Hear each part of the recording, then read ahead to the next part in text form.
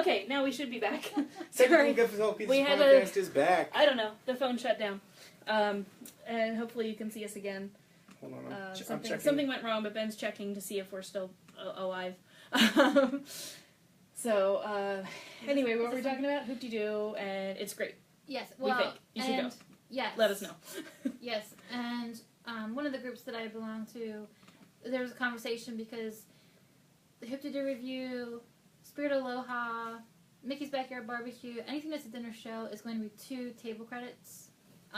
So Right. you want to choose wisely when you're deciding on these. Absolutely. The discussion was about Spirit Aloha or Hoop-de-doo Review, which one should we go to? Hands down, every single person on the blog, Hoop-de-doo Review. Right. So if that gives you Any idea of Yeah. what, where the value is at on these? Did you share it to? Sure. Um, Sorry, we're figuring out how to do this again. It's not like we do it every week, right? I mean, we should have it down by now. Well, some of it is us, and some of it is Some of it is Facebook Live being not. and super- some of it is someone not being on the Wi-Fi. I wasn't on Wi-Fi. I'm sorry. It's my fault. Yeah, that's all right. It's your deal. So, There it is. I figured it out. Okay. thank you. She has many profiles, so I don't mess with those. But yeah, I've heard nothing but good things about Hoop-de-doo Review. So if anyone in the comments section on either of the videos for tonight's feed wants to chime in with something, we'd love to hear from you. Howard and Lee, I think you guys both went. I think there's a video on your Underground I think Teapot feed that with you guys there. So, but yeah. What next? I don't know. That's really all I have for Hoop-de-doo, yeah. I don't think we missed anything. We talked about the boat service. We talked about the places to be, the golf carts. The cabins are lovely. Howard said Hoop-de-doo is just wonderful. All right. That's high praise. It is. Yeah. I was going to say when you were talking about the 2 credit option, I think a good thing to do just in general, just dining plan tip, go on. I use allears.net to get menus. Some of them are a little bit outdated, but most of them are going to be close enough that you can get an idea.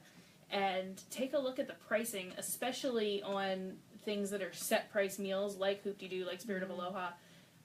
You can kind of gauge your dining plan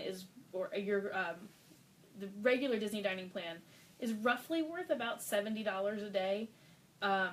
So you can kind of decide on your own. If I'm going to use 2 of my table service credits, they're probably worth roughly $45 to $50 a piece. There's also a Tables in Wonderland discount for 45, Hoop-de-doo. I'm going to say. Tables in Wonderland discount. Yep. So if those credits are worth roughly $45 a piece, you've got to decide, am I going to spend $90 if I pay for this out of pocket on the 2 credit items? Some places, you'll probably come close to that. Yeah. Especially if on the 2 credits, gratuity is included, which I think it might be on the shows. I don't know. We would have to double check that for you. Let us know if you have interest in it and have questions about that. Let us know. We'll look into it. But I want to say that the gratuity is included on the show 2 credit meals, not on like the 2 credit meals at Jico or Flying Fish or something. Okay.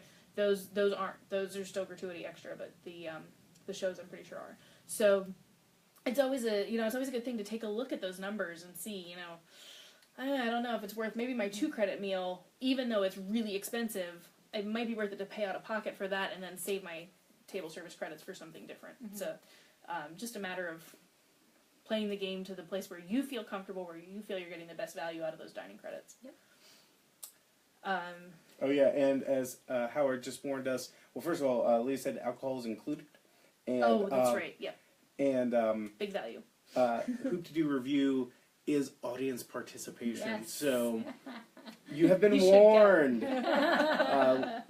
Leah says that food at the Meadow Pool is amazing. Pulled pork potato nachos. That sounds tasty. It does. Let's go.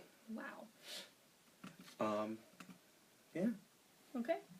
I think so. Yeah. All right. So that's Fort Fort Wilderness Campground. Fort Wilderness Campground in a nutshell.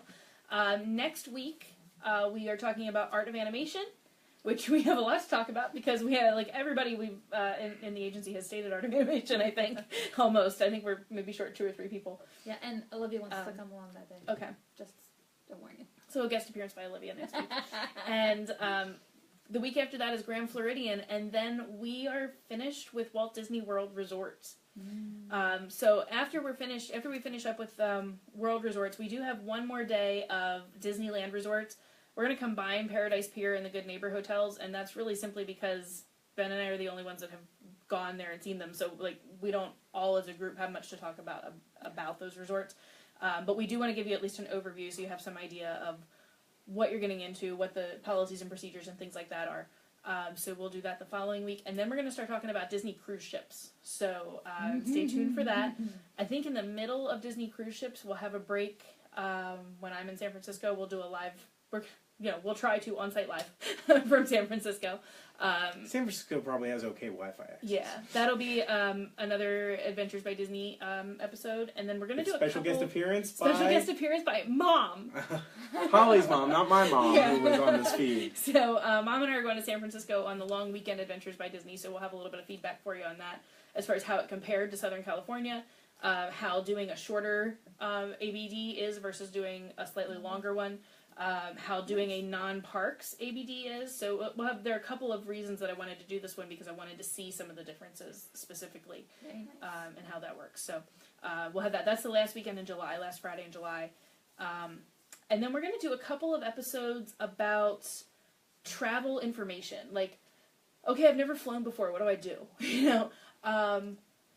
Things that happen around the parks, pin trading, some of the backstage tours. So just...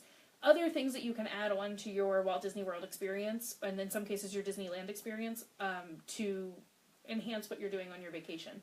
And then we're going to get into, in the fall, we'll talk about Mickey's Not So Scary Halloween Party, Mickey's Very Merry Christmas Party, Halloween on the High Seas Cruises, Very Merry Time Cruises.